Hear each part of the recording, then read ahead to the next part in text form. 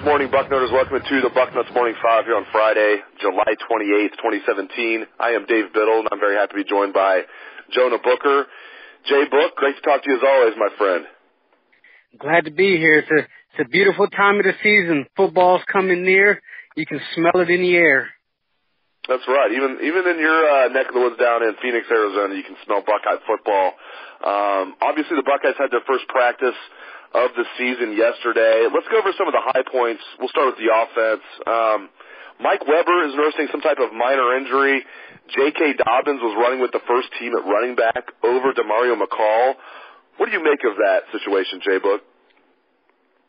Well, the one thing that stood out to me is we really haven't heard any reports in the off season that Weber was injured. So it could be something minor. Appears to be nothing big. But it's interesting that they're rolling with Dobbins already. So they're very high on him. This is a great opportunity for the true freshman to shine with the first team offensive line. It's unclear how long Mikey's going to be out. But with Dobbins in there, I'm really interested to see how he's going to do. I'm very high on Demario. It's going to be a situation where he will be playing in both situations as an H-back as well as running back, getting those reps. Both of those guys are ahead of Antonio Williams, but great opportunity for J.K. Dobbins to really thrive as a true freshman to get those meaningful snaps in preseason.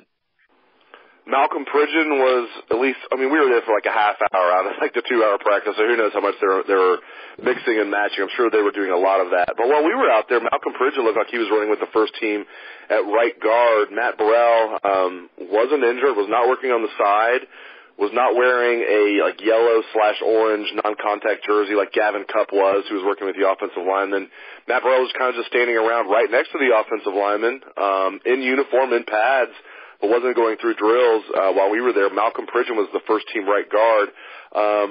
And Demetrius Knox was running like with the second team at left guard, just like he did to the end of spring. So it seems like now things could change. It seems like Demetrius Knox is not even in the running right now at right guard. But what do you make of Malcolm Pridgeon running with the first team at right guard? Yeah, when I was reading your practice reports on Bucknuts on the front row, that was weird to me for Matt Burrell just to be sitting out. I mean, it's the first day of practice. Why are you resting already if you're not injured? I'm not sure what to make of that. I'm not sure if they're just trying to have a situation where they're giving Pridgeon a look because they already know what they have out of Burrell. But Burrell hasn't played enough meaningful snaps to really have a true idea on what type of player he's going to be. I know Meyer mentioned at Big Ten Media Days that they have about 7 guys that they're looking at that guard position. So that's going to be a battle to keep an eye on. I think that's going to go all the way through Camp Dave, all the way down to probably the last scrimmage of the preseason to determine who's going to win that position. So if Pridgeon can really thrive in this environment, then he has an absolute shot to win that position. So if I'm Malcolm, I'm like, hey, Matt, go sit on the sidelines and drink water and watch me get all the reps that I can right now because this is an opportunity for me to shine. I know it's fluid, but I know it's early to say the least, but who's your prediction to win that right guard job? Going into camp, I said Matt Burrell. I believe he was going to be the guy that wins it. Now, with that being said, if you're trying to get a look out of 7 guys, it's going to be few far in between when it comes to meaningful reps. So when you're in there, you got to make the best out of the situation whenever they call your number. So I think it's going to come down to Burrell or Pridgeon. If I had to put my money on it, I would say Burrell ended up winning the job for the simple fact that he was the more consistent player going through the spring. If you look at Matt Burrell's body, he's really transformed the way he looked coming into the program. Those first couple of years, he had a lot of bad weight. And if you look at him now, it looked like he really spent that extra time in Coach Smith's laboratory. He really defined his body. So I'm excited to see what he's going to do. And that's who I think is going to win that right guard position when it's all said and done. At wide receiver, Johnnie Dixon's name keeps getting mentioned. Urban Meyer at Media Days in Chicago was talking about Johnnie Dixon. Yesterday we had a chance to talk to Kevin Wilson after practice. He, like one of the first wide receivers out of his mouth with Johnnie Dixon. Fourth-year junior, obviously it hasn't been a talent question with him. It's been the knees. Apparently he's finally healthy. Are you buying that Johnnie Dixon could have a breakout season this year? I'm buying it. I think he could be this year's Marshawn Latimer, a guy who battled injuries throughout their career. They finally got healthy, and now they're ready to do big things. We had it in the boarding house, I believe it was last week or week before last, that a lot of people within the program, they're buying the hype on Johnnie Dixon. They're saying that he really amped up his game to another level this offseason with night workouts and throwing sessions with JT Barrett, just working on timing, his route running, his releases, things of that nature that are very key for a quarterback and wide receiver relationship. So I'm buying the hype. The magic question is, will those knees hold? If the knees can hold up, he's primed to have a big time season. We desperately need that guy who's going to be a game changer at the wide receiver position. We didn't see it last year, Dave.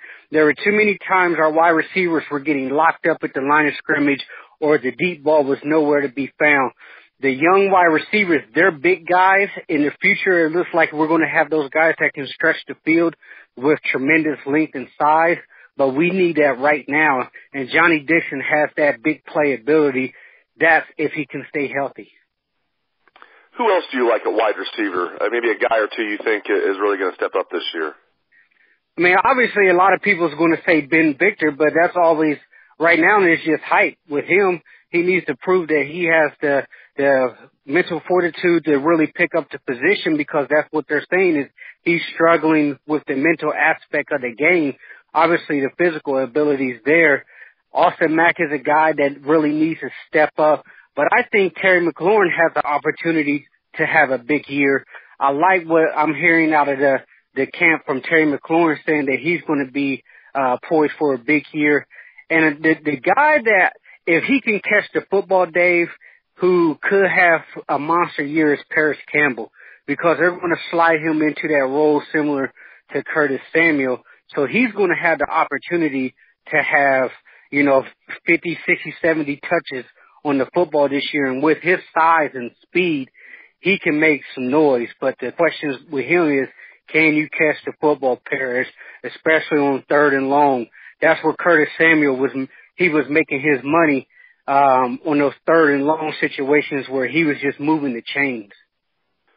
On the defensive side of the football, your former side of the football as a former college defensive back, there's not a lot of drama for the Buckeyes. I like that. I like lack of drama. And of course, there are position battles, but after the first day of practice, what stands out to you on the defensive side of the ball, Jay Book? Yeah, and it could just be a day-by-day situation, but they had Marcus Williamson running ahead of Jeffrey Okudah, according to Steve, his practice report. So I'm curious to see if that's going to remain. It could be a situation where they're just going to rotate those guys daily to see how they do. But I was interested to see that, because Williamson was a guy that a lot of people really wasn't talking about, because all you heard was Okudah and Sean Wade, the 5-star corners, coming in. But I'm obviously been a defensive back. I'm curious to see who's going to win that corner position opposite of Denzel Ward. The thing about Ohio State right now is if you can start at cornerback at Ohio State, you're going to be an NFL player. So we already know Denzel Ward is getting high draft accolades already. He's going after this year. And then is it going to be Arnett? Is it going to be Sheffield? I think it's going to be the battle between those two guys. A lot of people are skeptical about Arnett, and then you have another side of the camp that believes he played well enough in the spring. If he can parlay that into a good fall camp, he's going to hold on to that position. So that's going to be a key position battle that I'm going to be keeping my eye on. I know they're going to rotate, Jonah, but who do you think will be the starting corner when they run out there against Indiana opposite Denzel Ward? Do you think it's going to be Arnett, or do you think it's going to be Sheffield? I think it's going to be Arnett to start.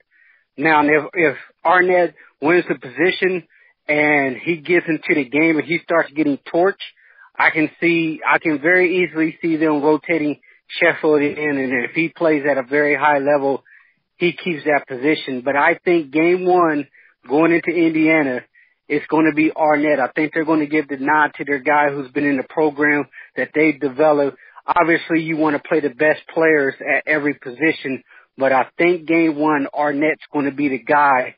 But I think that's also going to be a battle throughout the season because, like you said, they're going to rotate. So if one guy is playing at a tremendous level and Arnett's not getting it done, I can easily see them rotating him inside and moving Sheffield to the outside corner. Great insights, as always, from my guy, Jonah Booker. Thank you very much, Jay Book. You can catch his column every week on Bucknuts. It is called Outside Columbus. Thank you again to Jonah Booker, and thank you to all the listeners out there for tuning in to the show. I really appreciate it. Hope you have a great day and a great weekend. Let's hear that Buckeye swag. Best damn band in the land.